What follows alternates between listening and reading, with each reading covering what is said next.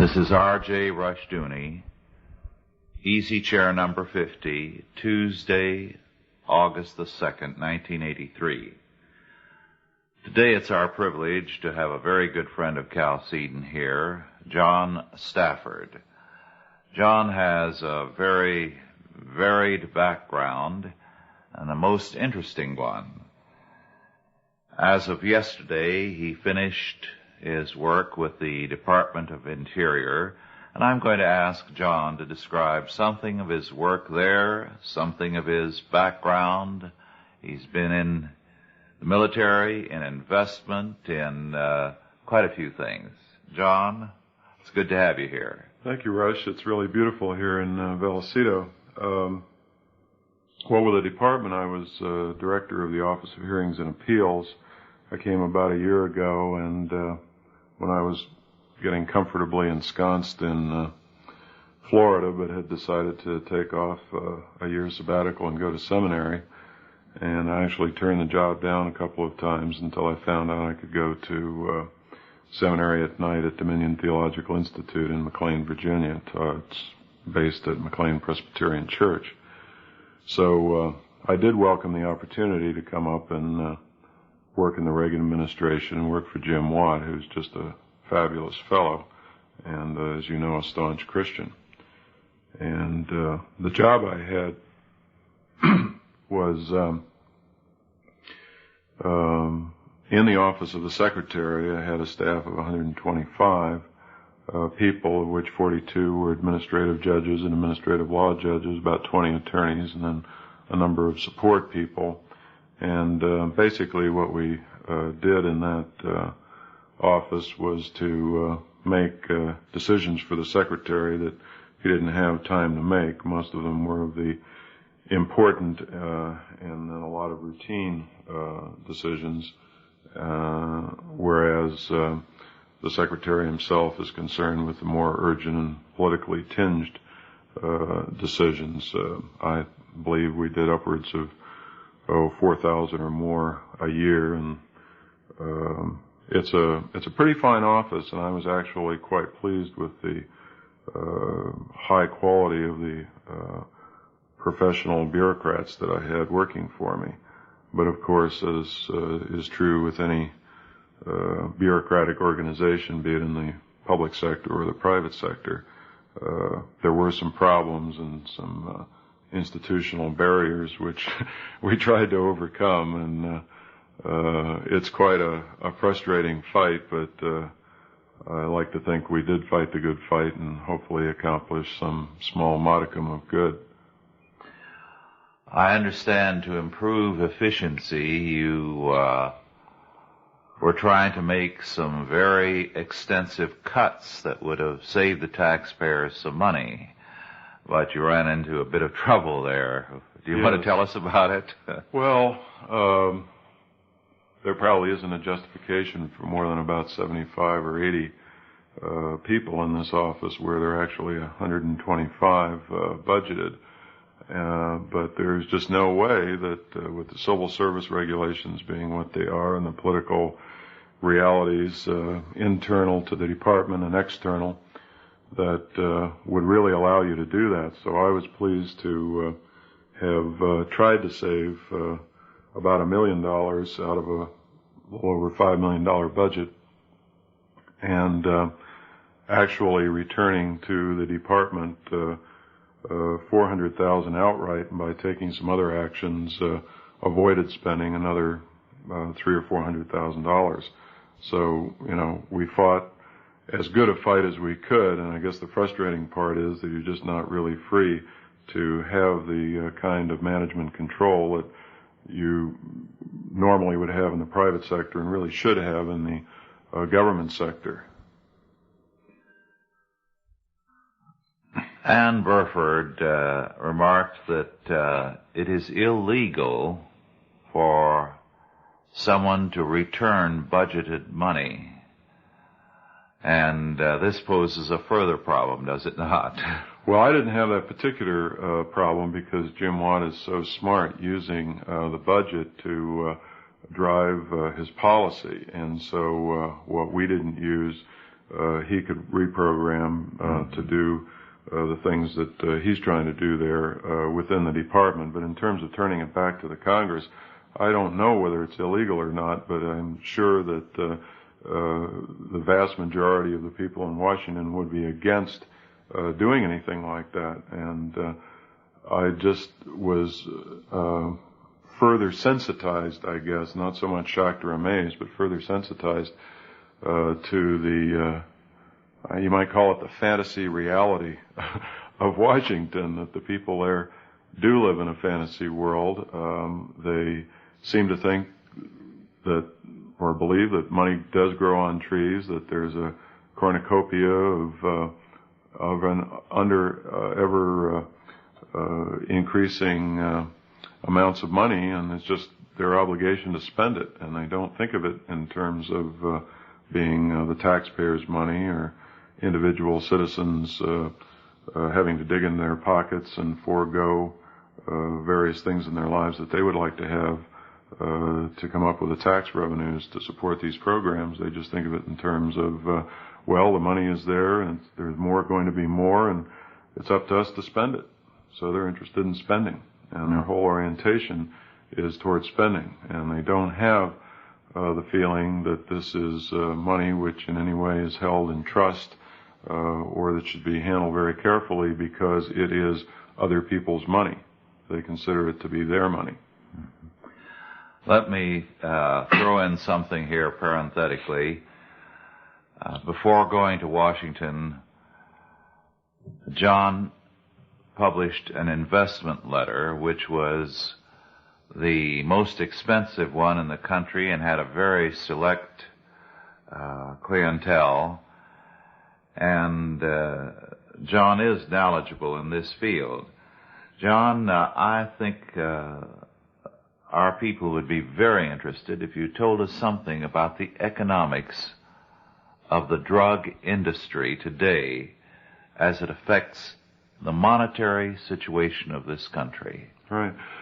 I don't hold myself out really as an expert in anything. I consider myself a student of a number of different things, and one of which is the area of money and monetary policy. And to do that, you have to be familiar with the banking system and how the Federal Reserve operates. And, of course, one of the things that drives interest rates is what the Federal Reserve is doing with the money supply, or particularly not so much M1, M2, et cetera, M through M15, which, by the way, have been growing at astronomical rates, contrary to everything that you hear from the official spokesman of the Federal Reserve over the last 2 years, really since late October of 1981. And one of the things that I look at very carefully for guidance on the economic and financial markets is net free or borrowed reserves. In other words, how liquid is the banking system? And if you have, for instance, $6 billion in net borrowed reserves, that's generally associated with very high interest rates. And we did have that 2 or 3 years ago, where the banks were in a net borrowed position of about $6 billion, and that was associated with a prime rate of upwards of 20%. Recently, the prime rate has dropped down closer to 11.5 or 12, and in some places even 10, 10.5. And this coincides with a net free position in the banking system of about, I think they got somewhere around $200 or $300 million in the plus side. So the liquidity of the banking system is a very important thing. Well, where does liquidity come from? It comes from a lot of different sources, but one of which is deposits which are placed with individual commercial banks, which, by the way, I don't think really are in the free enterprise system. They really have become, because of excessive regulation and mutuality of interest interlock with the government, arms of the government. So I look at them the same way as I would any government agency, not as a private institution, even though they still pose as private institutions. In any event, I guess a sort of a hard way of saying it would be that whether they know this or not, or whether they want to be or not, the people in the federal government have a vested interest in the continuance of the drug trade, because so much money is being raised through that enterprise, illegal enterprise, and placed in the banking system on deposit with the various banks.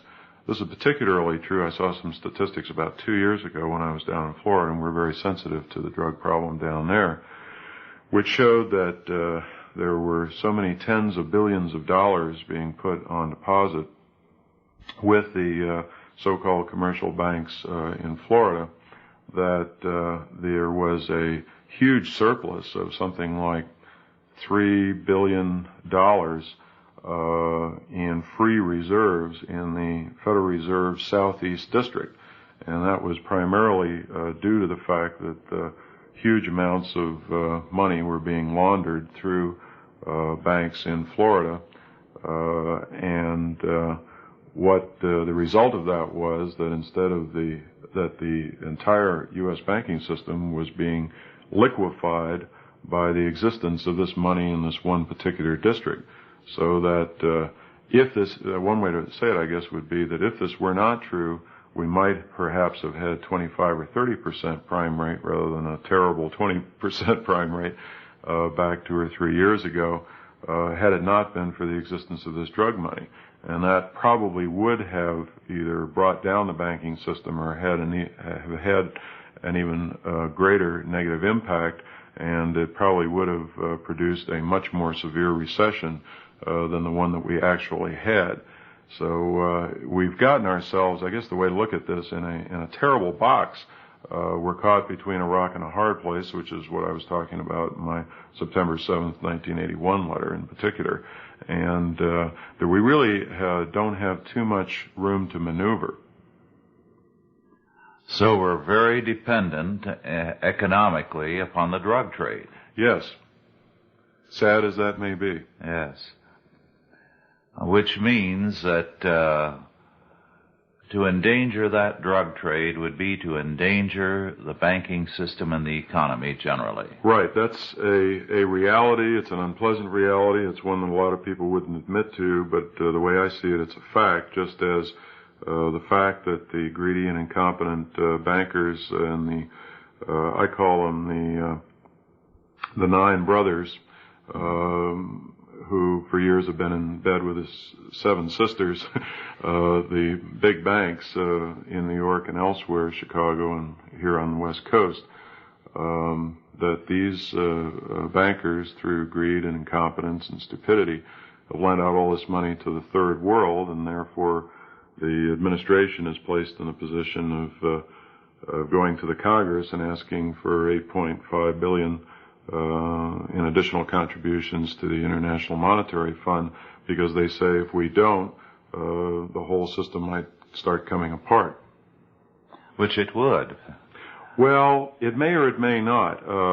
I don't think that it necessarily would, because I think that if you removed greedy and stupid and incompetent businessmen who were being subsidized in many ways by the government from the economy, that this would allow entrepreneurs and people who are smarter and better to do the same job, if that job did need to be done, at lower cost, and that would have a beneficial effect on the economy, even though the immediate effect for a few weeks or a few months might appear to be negative. But sometimes the best thing, as a matter of fact, I think most of the time, the best thing to do is to bite the bullet. Yes. And do the right thing, regardless of what appear to be the short-term consequences. So I think that either some of these people are just unknowledgeable about past economic history, or have frightened themselves, or are deliberately trying to frighten everyone else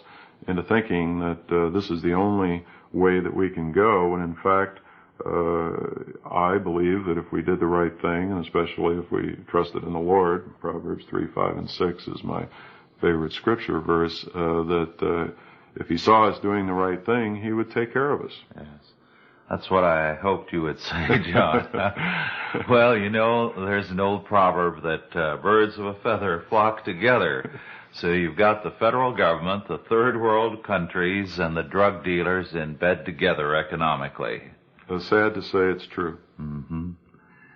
And the one who's paying the price is the good citizen who still goes on paying his taxes. Exactly. Because we're having, well, how extensive is the sub rosa economy that is avoiding taxes, that is underground in one form or another? Do you want to discuss that?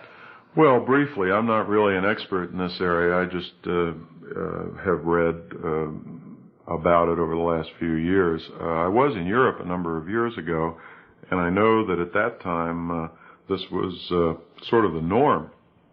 And so, as I understand it, our situation is sort of retarded time-wise vis-a-vis Europe. I understand that upwards of 50 or 60% of the Italian economy takes place in the underground, upwards of 40 to 50% of the French economy, and I have seen some statistics ranging anywhere from 15 to 25% of GNP in the United States takes place in the so-called underground economy. I would think that the important thing is to recognize the trend and the direction that this is going, rather than, arguing over what exactly the percentage is today. I don't think that's particularly important.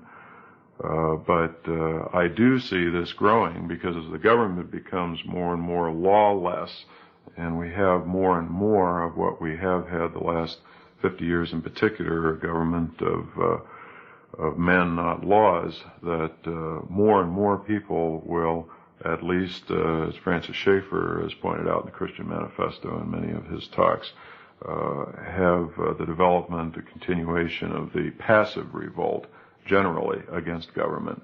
And hopefully we'll be smart enough, and with the Lord's help, to take effective action soon to do the right thing, so that we don't go all the way down that path toward active revolt. I think that would have terribly negative consequences, and I think just as the Civil War was an unnecessary war, that would be unnecessary to have violence in this country in terms of active revolt.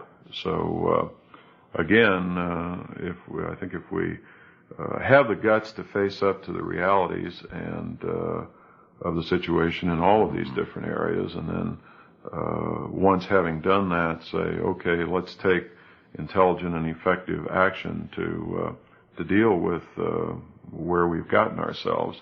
I have great faith in the common sense and integrity of the American people, and I see lots of good signs. Actually, I've been accused over the years of being a doom and gloomer, but that's not true. I'm a perennial optimist.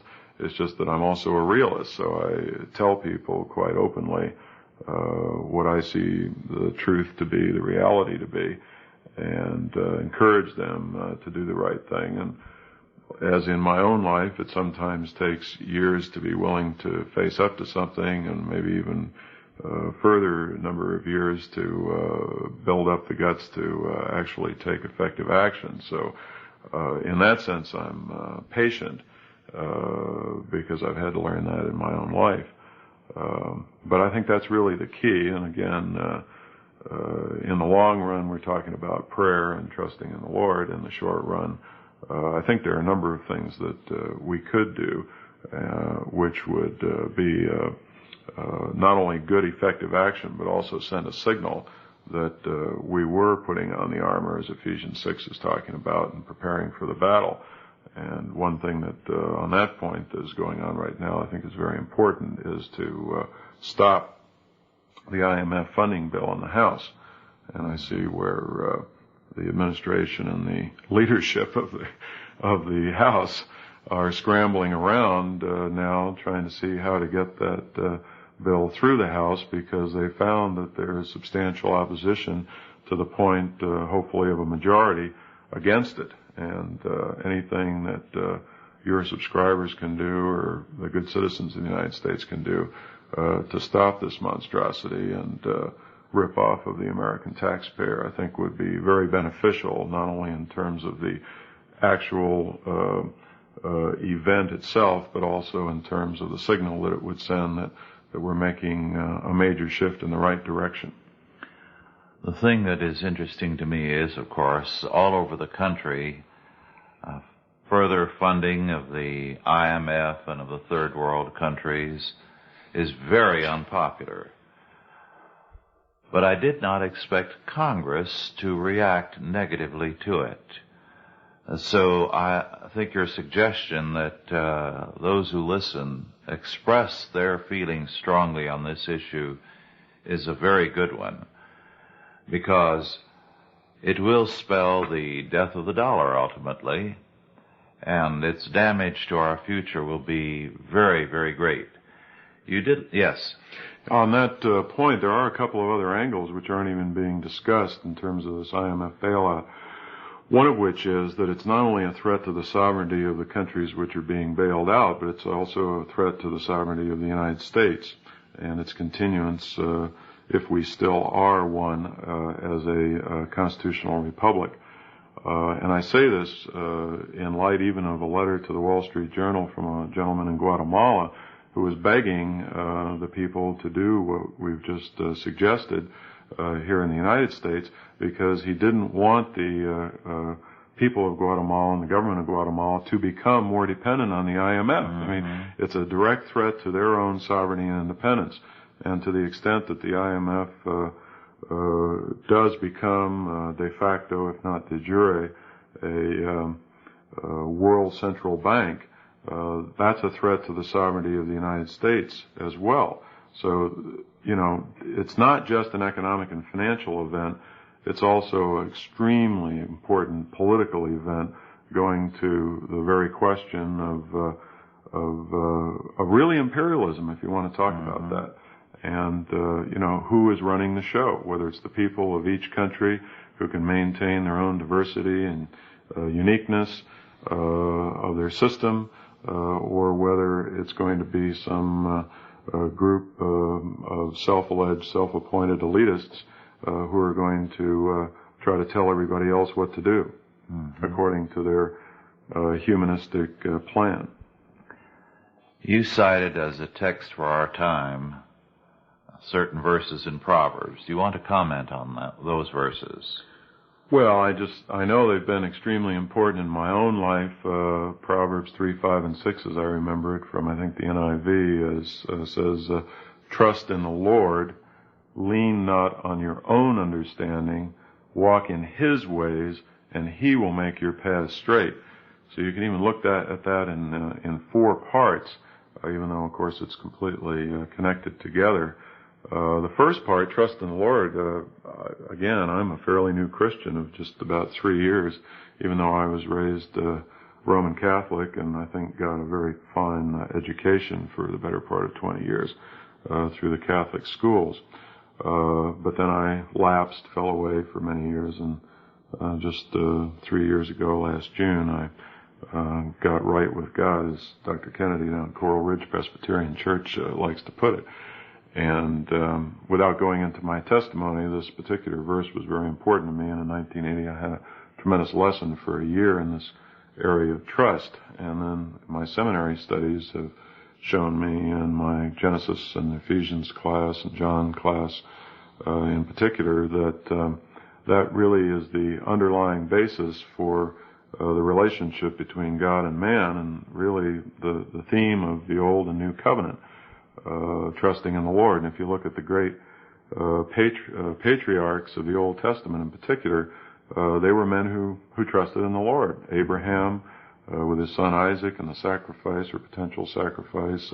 Noah, who went on building this stupid ark on dry land for 100 years or so. Job.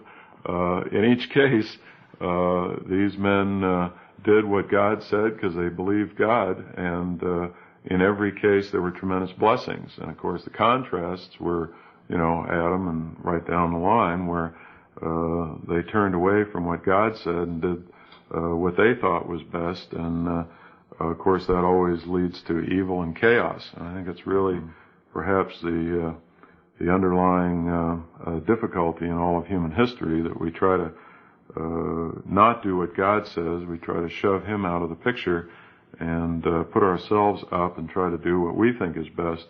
And that, I think, is the main reason that we have this chaos and disaster and lack of peace and brotherhood and understanding that so many people complain about.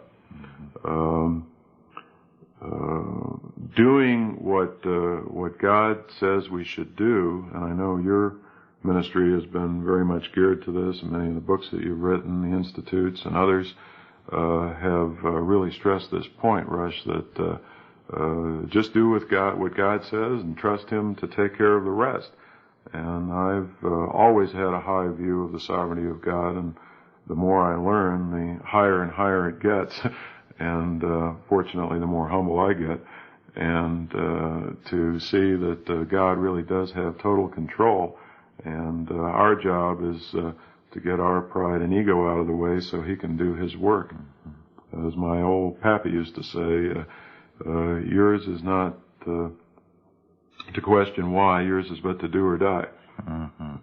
Your father was in the military, wasn't he? Yes, he's a retired Marine colonel, as is my uncle, and also my cousin just got back from 9 months in Beirut, was promoted to lieutenant colonel and given 3 years in London with his family, which I think is a pretty decent thing to do, consider the tough action that he had to deal with in Beirut.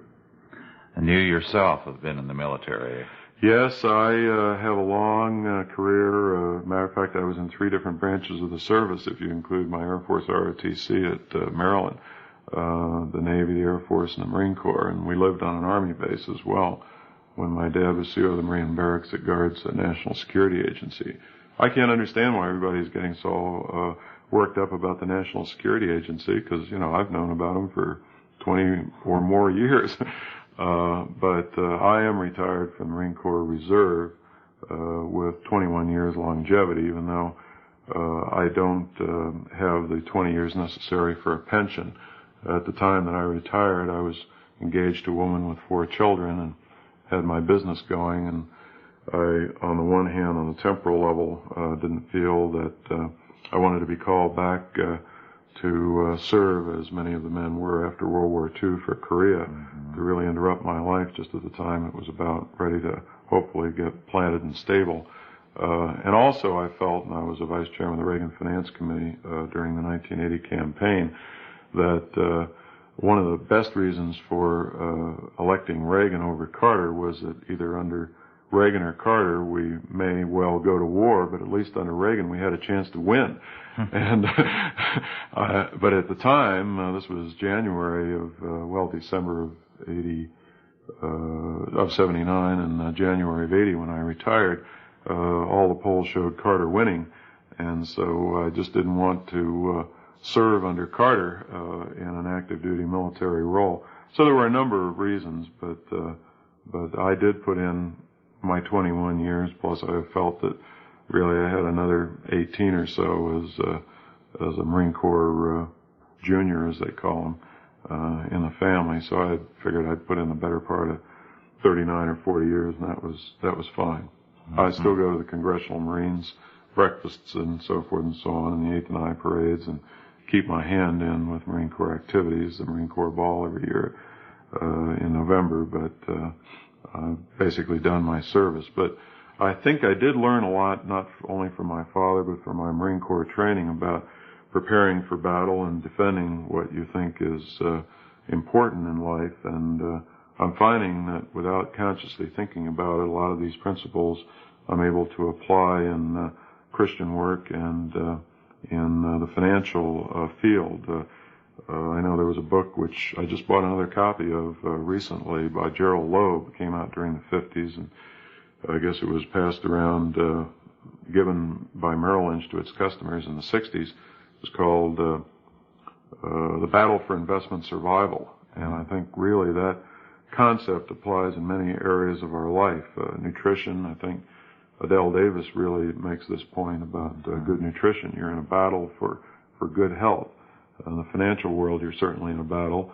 And as Paul tells us in Ephesians 6 in particular and elsewhere, we're in a battle as far as our spiritual life is concerned. So many different areas in which these concepts of which some people might label as pure military really have much wider application. Mm-hmm. You also went to law school somewhere along the line. Oh, yes, I slipped that in. I never really wanted to be a lawyer, but I figured law school was a good place to learn. I really wanted to go to Notre Dame and take theology and philosophy, and I had given serious consideration to the priesthood over the years, especially when I was Blessed Sacrament school in Washington, D.C., Chevy Chase Circle back in the 50s, and then at St. Anselm's Abbey School taught by the good Benedictine fathers in the 50s. But then I had discovered girls, and as I went to these CYO dances, I realized I could never be a priest. But yes, it's true that I did end up at law school at the University of Washington. And as I was telling you the other day, I'm thinking about suing them for educational malpractice, because the year that I got there, they brought in a fellow who was from the Eastern Ivy League genre, or of that genre, and I think that was the year they eliminated Blackstone and brought in H.L.A. Hart, Sachs, and all these secular humanist types, legal positivists. And I knew they were doing something to my mind, but at the time I didn't have the tools to know exactly what it was all about, so I was at a great disadvantage. But over the years, the Lord has helped me work through that, and I think I'm finally falling in with a good crowd here among the Christian Reconstructionists. But I know you've got some ideas or plans relating to helping people like me. Had your work been available, and I had known about it 20-some-odd years ago when I started law school. You know, if you'd gone to Notre Dame Law School, you would have gotten both theology and law. That's right, exactly. I would have gotten a combination. Which, of course, is the necessary combination, and that's why we're in trouble today. Because theology and law have been separated. Right. And theology and life have been separated. It's been made an abstract subject, unrelated to the everyday world. Exactly, which has got to lead to total disaster, as this Professor Paul Kurtz and I were discussing the other day at the Institute on Religion and Democracy meeting. And it was actually a fairly gentle interplay, but I kept asking him why he would do things the hard way and eliminate a great source of help, to wit God, from his daily activity. Why not invite him in to help?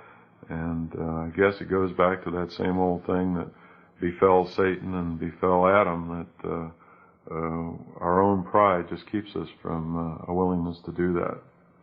Yes, those of you who are listening who don't know who Paul Kurtz is, he's head of the Humanist Association of the United States.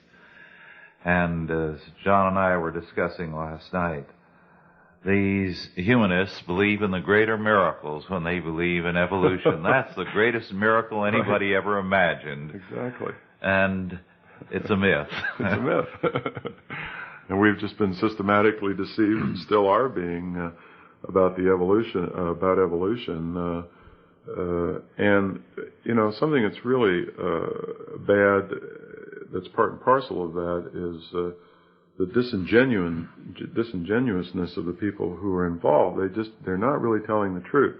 The fact is that the theory of evolution is no more than a theory, and perhaps not even an hypothesis. Whereas if you watch public television, either Cosmos or any of these other series, the one on Darwin or the one they had just this past winter, they talk about it as established fact. And that's really crazy, because from what I can tell, there has never been any proof of any missing links between a change of species. And So I have come around to the view, after sort of going along for so many years with the evolutionists, because I never really took the time to think about it specifically for myself. I'm taking the view now that I'm going to believe the Bible for so long as no one can prove it wrong. And that's my starting point. And so far, I don't see anything that proves Scripture wrong on, let's say, the creation. And in fact, what I have been learning, and I was just at a Philadelphia Bible College 2 or 3 weeks ago for a seminar put on by the Institute for Creation Research, and that is that if anything, especially archaeology, is proving up the Bible. We're finding out that the prophecies that were made hundreds of years in advance, even 1,000 or more years in advance, say about the destruction of particular cities, are being found out to be absolutely uncannily accurate by the scientists who are doing the digging. Now that as of today you're a free man as far as Washington, D.C. is concerned, I understand you are planning to write a book. True. I do want to finish in the month of August my seminary studies at Dominion Theological Institute. I've been taking a full load of 4 courses for this summer semester. And then next fall, I'm currently planning to go up to Grove City College and work for a doctorate, probably in Christianity and civilization. Hans Sennholz has been after me about doing in economics for a couple of years. Mostly it's an opportunity to, again, take a sabbatical and do a lot of the reading that I would like to do. But I do have 7 book titles of books that I would like to write, and one of which I've actually put some time and effort into to establish an outline and actually fill it out in a few places. And that book would be called The Age of Irresponsibility. And so in lieu of an standard thesis, they've suggested that I write a book, and I think that would be the book that I probably would write, because I think that, at least in the temporal sense, if not more, might be the underlying theme of the modern age, and particularly this century. Almost a total lack of responsibility on the part of we as human beings in so many different areas of life. I'm reminded of the comic strip Pogo, and where Pogo, of course, is quoted the famous phrase, "We have met the enemy and he is us." Yes. And I think we've become our own enemies because we have failed to be responsible. And again, I appreciate the work that you're doing, because you're showing people the scriptural and theological basis for how to be responsible, and then going beyond that and saying, let's actually do it, rather than just talking about that as an abstract concept, which, we couldn't possibly implement in the modern age. Mm-hmm. We can and we must. Yes. Well, irresponsibility is a product of the fall, of original sin. Mm-hmm. We're told in Genesis that when man sought to be his own God, determining good and evil for himself, his immediate reaction when confronted with his sin was irresponsibility. Adam told God, "The woman thou gavest to me, to be with me. It's your fault. You gave her to me.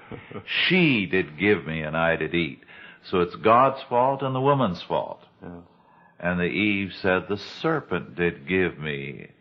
Poor innocent thing that I am, how was I to know? I was deluded. The serpent did give me, and I did eat." Both were irresponsible. And the deeper a society gets into sin, the deeper its sense of irresponsibility. So here we have an irresponsible world. We're in an irresponsible age. In 2 or 3 of my books, including a forthcoming one on salvation and godly rule, I deal with the will to fiction that is so much a mark of our age. Right. We've never had an age that has saturated itself more in the world of its imagination through novels and through television, through films. We live in a dream world. More marriages are broken, I believe, by imagination than by reality. Absolutely. I picked up something that summed it up very well, the spousal gap, or spouse gap. And it said something I had encountered over and over again. One of the problems in so many marriages, reason for discontent, for adultery, and other things, is the ghostly lover. That is, the imaginary person they want. And the real man and the real woman never meet their expectation. Exactly. People face the world with this irresponsible imagination, and the world never meets it, and they run more deeply into their imagination, so that we are par excellence an age of irresponsibility. I think that's an excellent subject to deal with. Well, thank you. Well, I think you actually had a book out that, since I bought so many of them but haven't had a chance to read them all yet, A Flight from Humanity.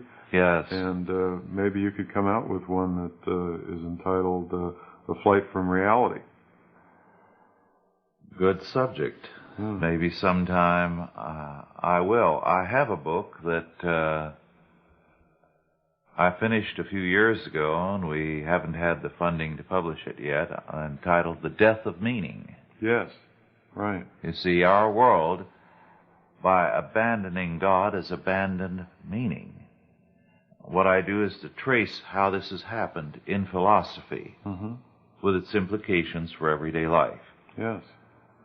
And with the death of meaning, responsibility no longer has any meaning. Exactly. So why bother to be responsible if it doesn't matter? Yes. And when you have a belief that every man is his own God, and that's what every person outside of Christ believes, that he is his own God. Right. And Sartre said that his problem was not God, it was his neighbor. Yes. Because if he was God, then his neighbor had to be the devil. Yeah, scapegoating again. Yes. So everybody withdraws from themselves. And I think it's in this forthcoming book I describe hell as a place of total isolation. No one talks to anybody else. Each one is his own world. And that's in stark contrast to the fellowship of the Trinity and why the Trinity is so important. Right. Total communion. Right. And our goal, total communion with the triune God and with one another. And Sartre, wrote something about hell entitled No Exit. Ah, yes. It's a play. And all these people are sitting around in hell. They are talking to themselves. They wonder if the door is locked and if they can open it and go out. But all they do is talk to themselves. No one does anything. No one tries the door. No one communicates. They're talking at each other, but they're only talking to themselves. Well, it's interesting. I haven't really thought this through, but even though I'm a Christian, I'm a fan of the Eagles rock group, and they have a... We'll forgive you. Okay, they have a song called Hotel California, and being here in California, I've been thinking about this. There is a verse in there, I think at the end, it says, they go to the night clerk, and he says, you can check out, but you can never leave. Yes, very good. At the Hotel California. Well, going back to this concept of irresponsibility, I wasn't even aware of it. Apparently, it's been brought to my attention. There's a book out which connects irresponsibility with mental illness and says really that the root of mental illness is irresponsibility. It's just another way of saying it. Exactly. What we call mental illness is irresponsibility and an attempt to escape from reality because it doesn't meet your hopes. So you run away from facts. You run away into the recesses of your own mind and try to escape those things that you don't want to solve. And of course, people are doing that without going into mental illness. They're doing it by getting wrapped up in any number of activities and things which have as their function escapism. Mm-hmm. Mm-hmm. And of course, fiction, TV, films, rock music. Couldn't avoid getting that in. I only listen to the Eagles once every 2 months. Well, since you confessed, you're forgiven. Right. Well, I think that's absolutely true. I guess this is one of the reasons I've been somewhat of a square peg in a round hole in my life, because I've just never been that interested in any of those things that you mentioned, especially fiction. I just have not been a reader of fiction. Just about everything I put my hands on is historical or non-fiction. And maybe there's too much of imbalance in that direction, but still, that's the way I've been oriented.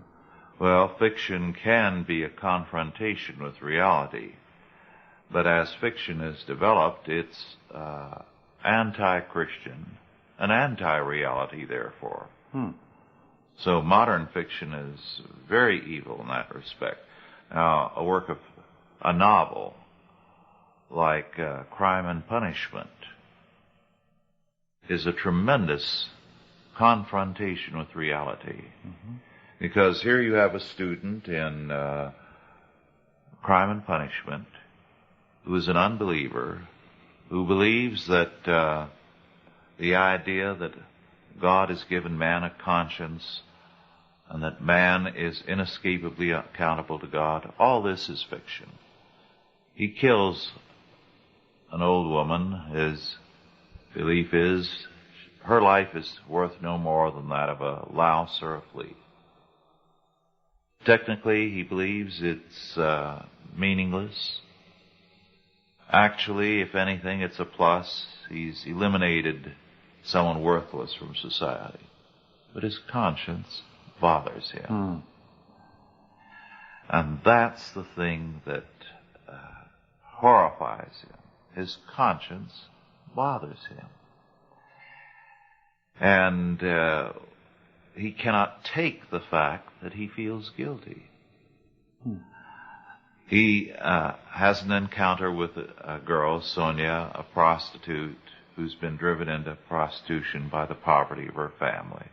She knows she's a sinner. And by that awareness, she is stronger than he is. Well, now, that is not fiction in the modern sense. It's a novel. But it's a novel that gives us a confrontation with reality. I know that when I read it in my university days, another student I knew, a philosophy major, a militant atheist, was also reading it. And he was so passionately involved with Raskolnikov, the student murderer,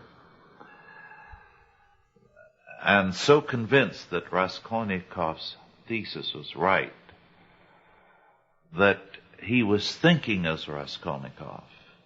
He had vicariously killed that old woman with Raskolnikov because he believed it's right and good.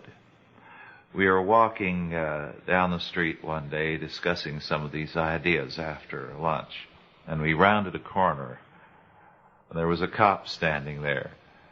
And Dick ducked back around the corner. He had so thoroughly identified himself with the murderer, Raskolnikov, that he reacted like a murderer.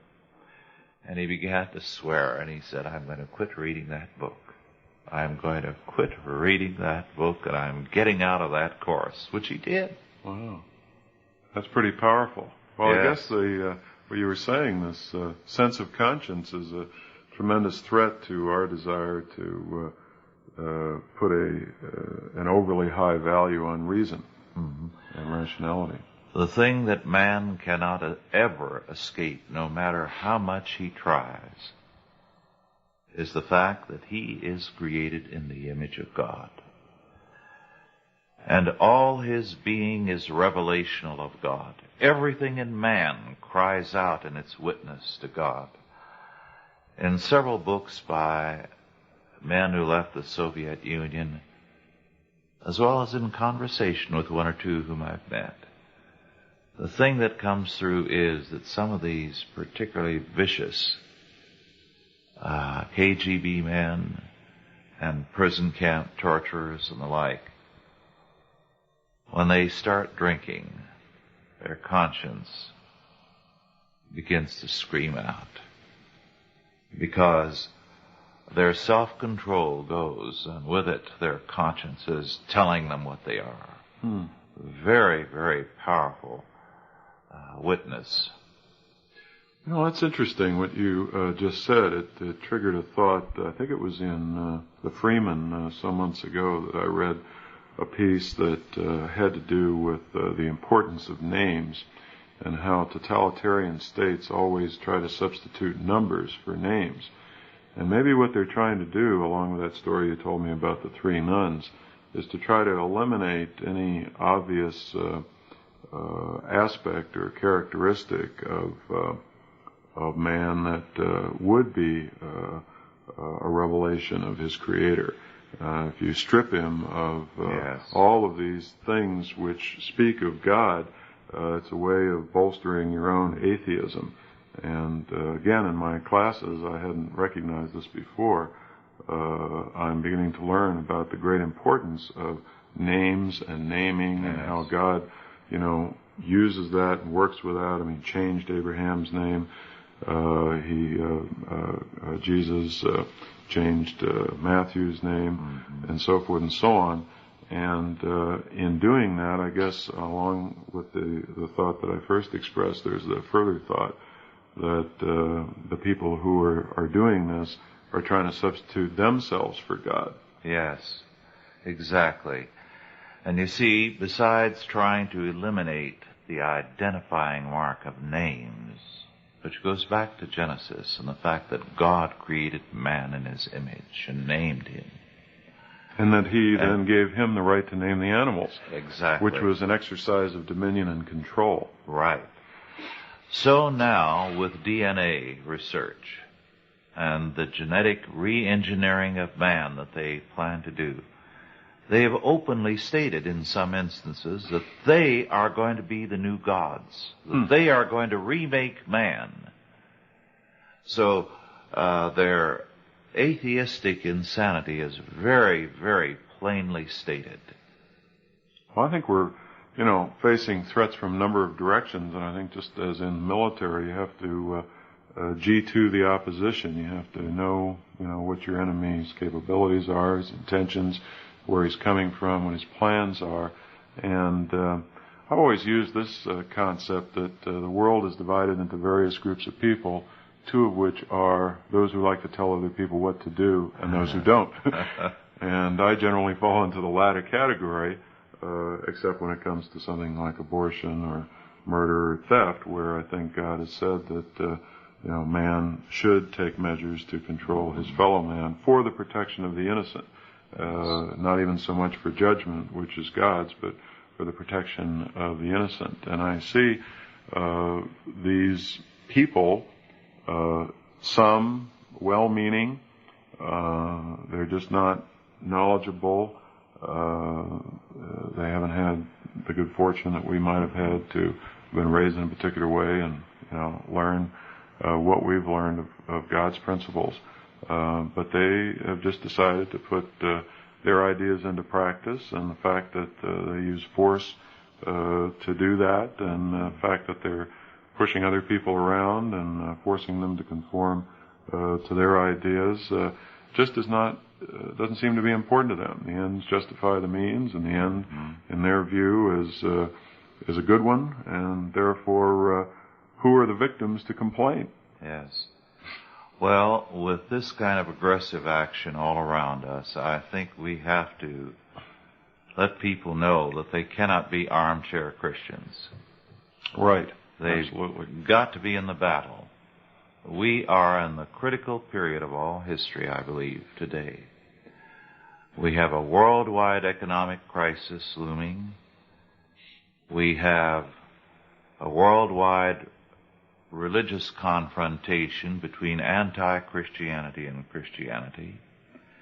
We have a worldwide military confrontation perhaps just ahead.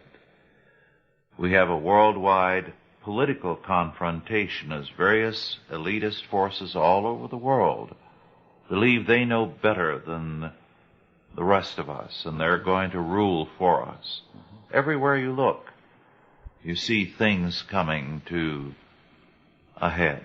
And they've sold us on this relativism concept so that we're put in an inferior position ab initio, where we're afraid to oppose them because we've been told that there is no clear distinction between good and evil, and who are we to say no to them because maybe their ideas are just as good as ours. Yes. And I don't mean to be partisan, but just recently I saw George McGovern on television. I think it was the CNN network, and he was saying that we couldn't oppose the communists or try to stand up for good in Central America where they're having these revolutions because we had a revolution of our own.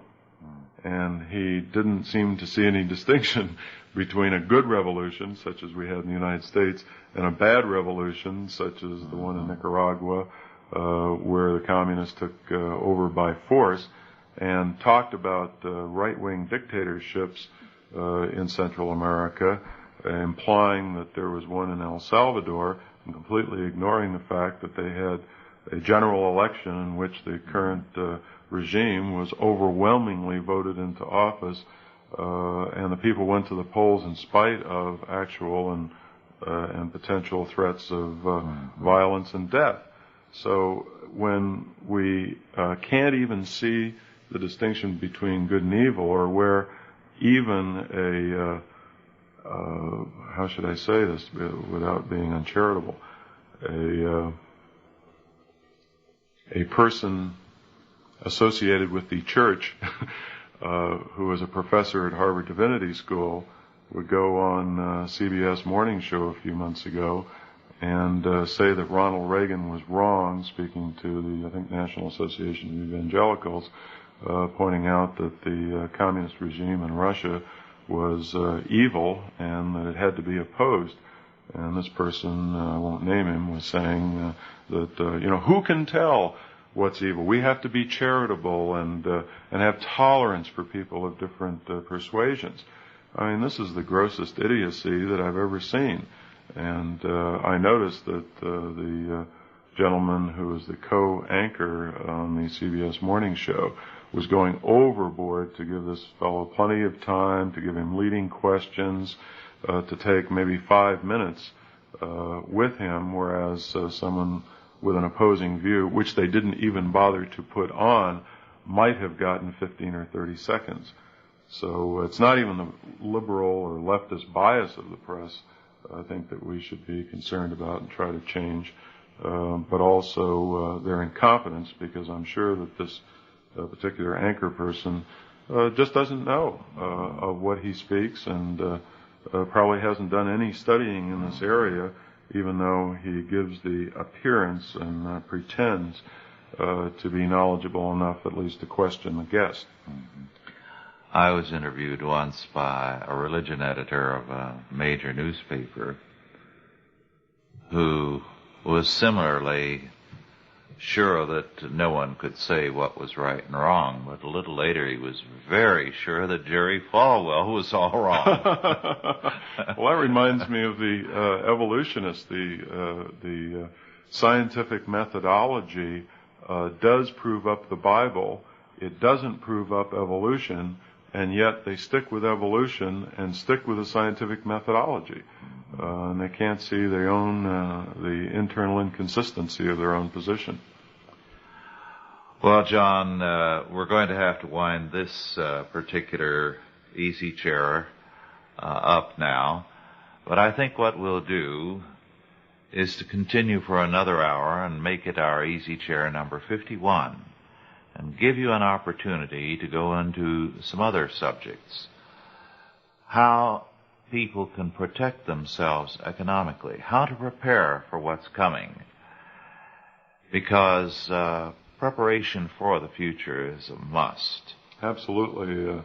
I've taught this in my investment seminars, which are entitled Investment Strategy from a Political Perspective, for the last 3 years or so. And I guess, again, maybe it's an old military principle, to be forewarned is to be forearmed. Yes. Well, thank you, everybody, for listening in. And 2 weeks from now, you'll hear the rest of what we have to say here. Thank you and goodbye.